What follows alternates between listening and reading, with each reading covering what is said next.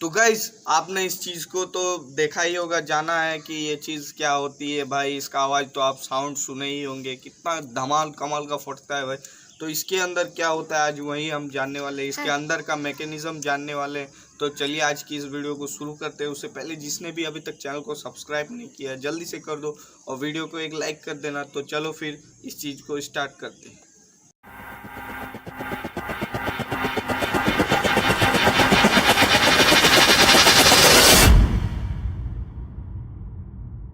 India band is experiment don't try.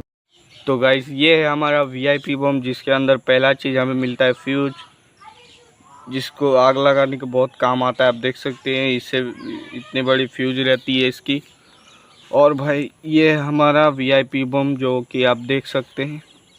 इसको पहले काटते हैं यहाँ से।